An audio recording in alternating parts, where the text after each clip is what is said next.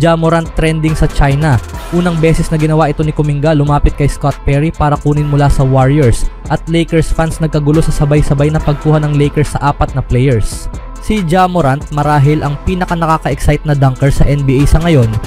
Siya at si Anthony Edwards ay pwedeng mag-agawan sa titulo ng may pinakamagagandang in-game dunks na nakita natin, at siguradong magiging dikit ang laban. Pero ang mga nagagawa ni Morant sa taas na 6'2" at katawan na kadalasang naiisahan sa paint kaysa makakagawa ng highlight level na dunk ay talagang nakakabigla. Ipinost ni Morant ang video sa kanyang Instagram na may caption na "It's over" habang sumisigaw ang mga tagahanga sa background.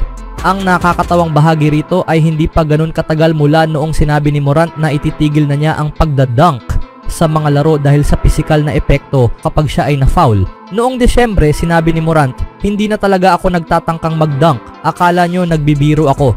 Seryoso ako. Minsan binabangga ako sa ere at hindi pa tinatawag na foul, kaya ang tagal ko bago makabalik. Minsan tinatawag nga ang foul pero bagsak ka pa rin sa sahig, tapos pagkatapos ng laro ramdam mo talaga yung bagsak na yon. Kaya pinipili ko na lang talaga kung kailan. Pareho lang naman yan, 2 puntos pa rin yon. Ang mahalaga, nakuha ko ang puntos."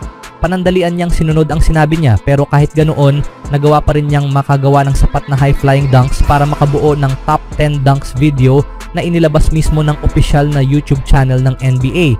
Kaya masayang makita na hindi naman pala siya ganoon kaseryoso sa sinabi niyang ititigil ang pagdadunk.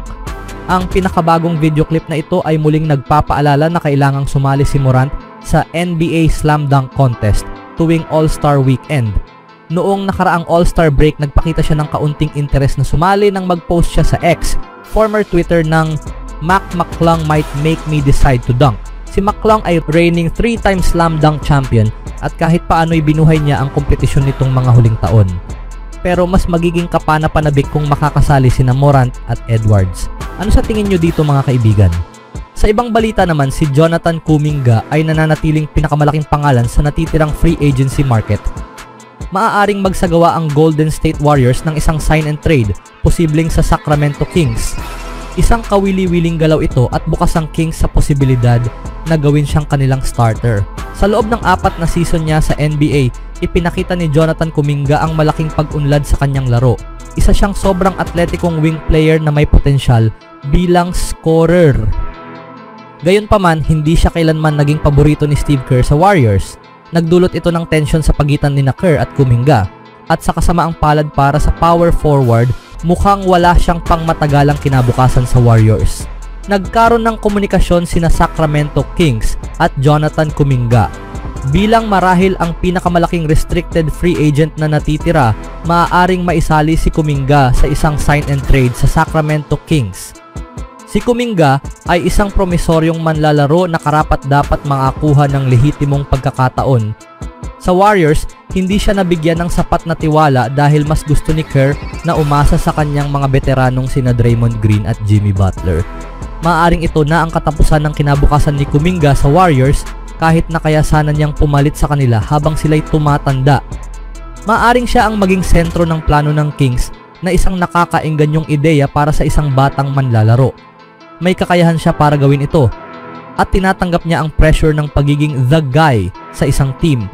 Si Kuminga ay nagkaroon ng kontak sa Kings nitong mga nakaraang araw.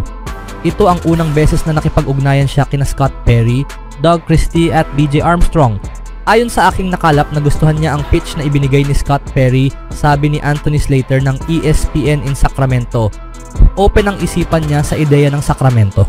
Alam kong bahagi nito ay dahil ang bahagi ng pitch ay binabanggit ang starting role, binabanggit ang mas malaking oportunidad kaysa sa inaalok ng Warriors sa ngayon. Si Jonathan Kuminga ay hindi lang naghahanap ng eksaktong kontrata na gusto niya sa free agency. Naghahanap siya ng tamang oportunidad sa loob ng court. Maaring bumagay si Jonathan Kuminga sa Sacramento Kings. Bilang isang 22 taong gulang na may star level na potensyal, mahirap isipin na mahihirapan si Kuminga sa Kings. Maaring kailanganin niya ng kaunting panahon para makibagay sa sistema, pero taglay niya ang lahat ng kasangkapan para maging isang star. Maaaring magsanib puwersa sina Kuminga at Keegan Murray upang maging pundasyong wing players ng Kings para sa hinaharap.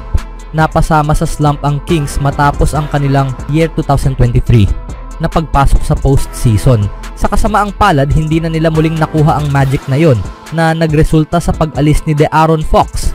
Naghahanap sila na ngayon ng paraan upang muling buuin ang kanilang team at ang pagkakaroon kay Kuminga ay maaaring magbigay ng promising na manlalaro na kanilang kailangan. Kung maabot niya ang buong potensyal niya sa Sacramento, maaaring ito ang maging napakagandang galaw para sa batang forward. Kailangang gawin ng Kings ang kanilang makakaya upang kumbinsihin si Kuminga na sumali habang nagbibigay ng magandang kapalit sa Warriors. Ano sa tingin nyo dito mga kaibigan? Sa sumunod na balita naman, ang Los Angeles Lakers ay gumawa ng ilang bagong dagdag sa kanilang roster ngayong off-season. Nitong araw, inihayag ng team na nagdagdag sila ng 4 pang manlalaro mula kay Dave McMenamin ng ESPN. Nilagdaan ng Lakers sina RJ Davis, Eric Dixon, Arthur Kaluma at Augustus Marciulionis. Ayon sa anunsyo ng Koponan, lahat ay nilagdaan sa Exhibit 10 deals. Maraming NBA fans ang nag-react sa balita sa social media ayon kay Rome Beast.